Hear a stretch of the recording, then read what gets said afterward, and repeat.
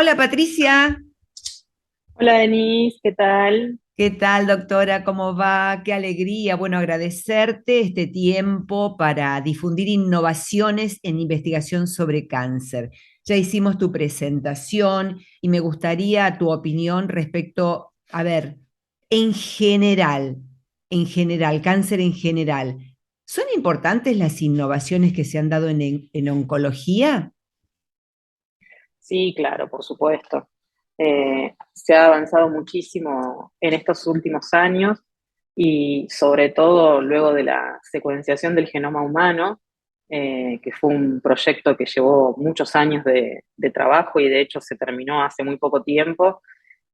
Ha permitido poder conocer en mayor detalle las mutaciones en los distintos tipos de tumores y lo que antes nosotros considerábamos como tratamiento estándar una misma quimioterapia para un mismo tipo de tumor, hoy en día nos estamos acercando muchísimo más a lo que es la medicina personalizada o de precisión, en donde más allá del tipo de tumor, estudiamos el tipo de alteración molecular que tiene ese determinado tipo de tumor y en algunos casos, en muchos casos, hay terapias dirigidas contra ese tipo de alteraciones o de mutaciones que han cambiado y han revolucionado las respuestas en oncología.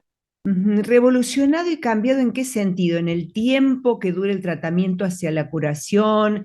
¿En qué sentido ha sido revolucionario? Fundamentalmente en la tasa de respuesta, es decir, Mm. las respuestas que se logran con los tratamientos, la duración de la respuesta y obviamente prolongar la sobrevida global de los pacientes. Ujú. Ya que mencionaste terapias dirigidas, ¿cuáles terapias dirigidas? ¿Hay varias? ¿Podríamos ampliar al respecto?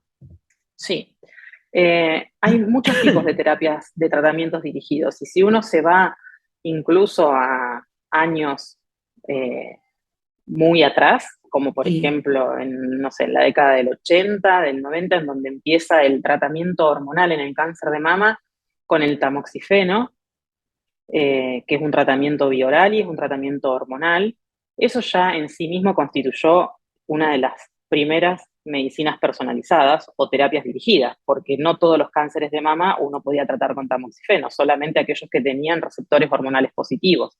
Entonces, identificar un tipo de receptor, un tipo de molécula, un tipo de mutación en algún gen, eso hace que uno tenga tratamientos dirigidos. Ujú. Por eso es que el tamoxifeno es uno de los pioneros en lo que fue los tratamientos dirigidos. Ujú. Después de eso, obviamente uno siguió avanzando en las innovaciones en oncología y tenemos, por ejemplo, terapias dirigidas contra la proliferación de vasos sanguíneos, como son los antiangiogénicos. Después hicieron moléculas que son conocidas como inhibidores de tirosina quinasa o anticuerpos monoclonales, que son dirigidos contra mutaciones puntuales en algunos determinados genes o sobreexpresión de determinados receptores, como fue, por ejemplo, la sobreexpresión de HER2 en cáncer de mama y el tratamiento con trastuzumab y pertuzumab, que son anticuerpos monoclonales, en donde antes los cánceres de mama que expresaban esta proteína HER2 tenían un pronóstico bastante pobre y desde que se descubrió estas moléculas, el trastuzumab y luego el pertuzumab, los resultados en las pacientes con estos diagnósticos han mejorado enormemente, no solo en un estadio avanzado de la enfermedad, sino incluso también en estadios iniciales, es decir, se hace tratamiento adyuvante con estas moléculas y las mujeres tienen años y años de sobrevida sin recaída de la enfermedad. Claro. Eh, y terapias dirigidas, otro de los escenarios en donde ha sido un boom importante es en lo que es cáncer de pulmón, en donde se han detectado y se han determinado distintas mutaciones en distintos genes y hay moléculas dirigidas contra eso. Entonces, hoy en día el cáncer de pulmón no se trata en todos los pacientes por igual, con quimioterapia, sino que es mandatorio hacer la biología molecular de cada paciente para saber si tiene beneficio en algún tipo de tratamiento dirigido o no. Esto Ujú. en cuanto a las terapias dirigidas. Más allá de la terapia dirigida, lo que ha sido la vedette en oncología en estos últimos años es la inmunoterapia. ¿Y qué es inmunoterapia y en qué se diferencia de lo que estabas conversando, contándonos recién? La inmunoterapia básicamente lo que trata o la función que tiene es de que sea el propio sistema inmunológico del paciente el que reconozca como extraña la célula tumoral y la ataque y la destruya. Por lo cual, no es una terapia dirigida contra la célula del tumor, sino que es el mismo cuerpo y el mismo sistema inmunológico del paciente el que se activa con esta medicación y hace que sea más eficiente para poder defenderse de la célula tumoral. Normalmente, nuestro sistema inmunológico es el que hace que uno pueda defenderse, no solo de una infección bacteriana, por ejemplo, sino de toda célula o de todo organismo extraño. La célula tumoral tiene la capacidad de poder escapar de ese sistema inmunológico o de esa vigilancia inmunológica, entonces el sistema inmunológico del paciente no lo reconoce como algo extraño y por ende la célula tumoral puede proliferar y crecer. La inmunoterapia lo que hace es decirle al sistema inmunológico del paciente que esa célula es anormal y por ende reconocerla como tal, destruirla y eliminarla del sistema. Claro. ¿Cómo Y definirías? una de, la, Sí, te escucho, no te interrumpo. y una de las cuestiones más importantes de la inmunoterapia es que hemos logrado obtener respuestas muy duraderas en el tiempo e incluso poder hablar de curación en escenarios que por ahí no estábamos acostumbrados. En donde más se ha visto esto es en el tratamiento del melanoma, que es el cáncer de piel, que es sumamente agresivo, en donde siempre fue la terapia inmunológica, y en su momento con interleuquinas o con interferón. Se sabía que poco respondían este tipo de tumor a quimioterapia, hasta que se desarrollaron mejorías en esto de la inmunoterapia, y hoy en día es el tratamiento de elección en el melanoma, y se han visto respuestas excelentes, y fundamentalmente la duración de la respuesta.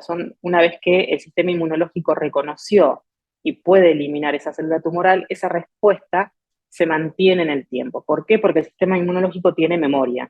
Ujú. Y esa es la gran diferencia con la quimioterapia, que son drogas citostáticas que actúan directamente en la célula tumoral, destruyéndola, pero la duración con la quimioterapia es una duración de la respuesta que a veces es corta. No sé, esto siempre hablando en enfermedades avanzadas, ¿no es cierto? Claro, sí, sí. ¿Y cómo definirías a la célula cancerígena? ¿Cómo la definirías? ¿Es tan inteligente como dicen?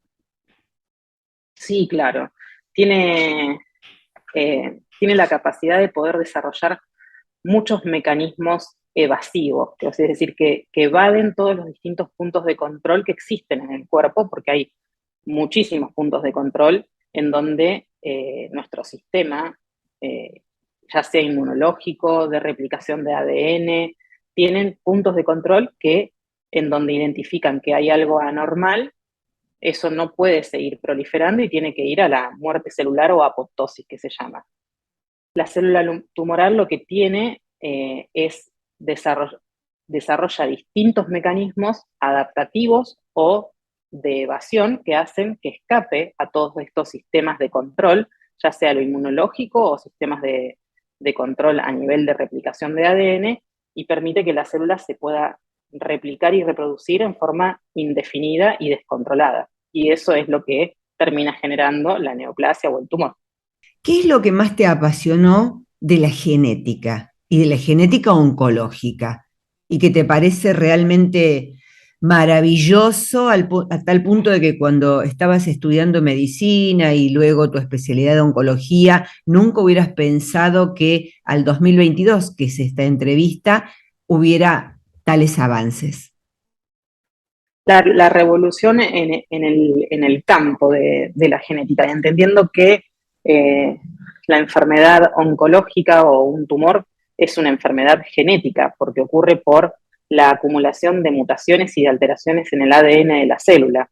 Entonces, la base molecular de cualquier neoplasia o de cualquier tumor son las alteraciones en el ADN, es decir, la alteración en los genes. Eh, y eso es algo que avanza permanentemente.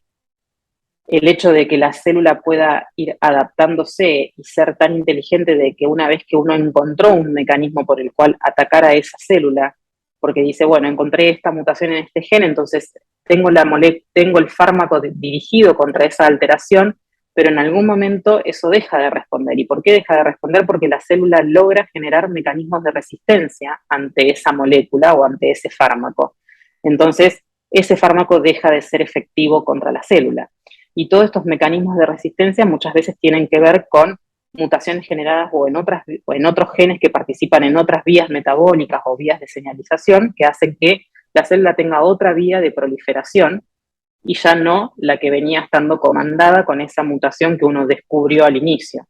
Y esos son mecanismos de resistencia.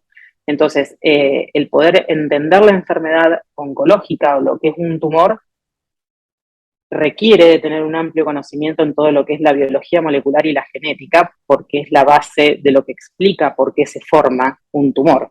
Ujú. Lo que pasa es que esto es algo bastante dinámico y va cambiando permanentemente, más allá de que recién hace un par de años que se terminó de secuenciar el genoma humano, que fue un proyecto que se empezó hace 20 años, es decir, que se tardó 20 años en poder secuenciar en forma completa el genoma humano. Y de ahí pudimos empezar a comprender y a entender qué tipos de mutaciones son más frecuentes en cada uno de los tumores. Pero insisto, o sea, esto es en un grupo, en un proyecto que se hizo. Claro. Las individuales tumorales, si se quiere, son extraordinarias, digamos, y son muy diferentes entre una persona y la otra.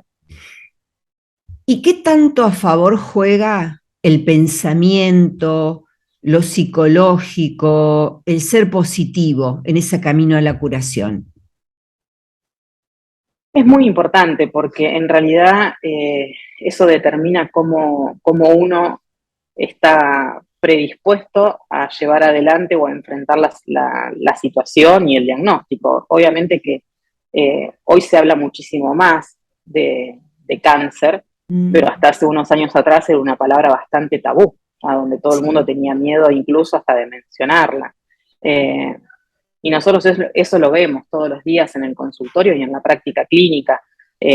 No es lo mismo el paciente que enfrenta un tratamiento oncológico con un pensamiento positivo que aquel que ve todo terrible o está deprimido. Por eso es fundamental el apoyo psicológico en todo esto. Siempre incluso es un estándar, debería ser parte de la práctica habitual que el paciente tenga apoyo psicológico y no de una psicoterapia cualquiera, sino hay psicooncólogas, es decir, la psicología, hay una rama de la psicología que se dedica exclusivamente al tratamiento del paciente con cáncer. Ujú. Entonces no es que es el apoyo psicológico desde cualquier lado, porque hay veces que los pacientes no necesitan una terapia psicológica general, digamos, sino que es el apoyo durante el tratamiento mientras transcurren la enfermedad y eso es ideal de la mano de una psicooncóloga. Ujú. Patricia, muchísimas gracias por esta charla, por esta conversación, por toda la pasión y la inversión en tiempo que das a tus pacientes. Yo doy fe que es así, quiero agradecértelo públicamente. Bueno, muchísimas gracias. Nada que agradecer, es un placer para mí. Yo te agradezco enormemente esta invitación y y que seas partícipe de querer hacer llegar este conocimiento a mucha gente y eso me pone muy contenta porque lo más importante en todo esto es la información Sí, sí, y del paciente y aparte, de la población en general. sí, yo me he sentido a partir de todas tus decisiones de clínica oncológica, así, 100% mejor me siento, así que quiero Bien, agradecértelo nada que agradecer, me alegro muchísimo. Ha sido un placer. igualmente.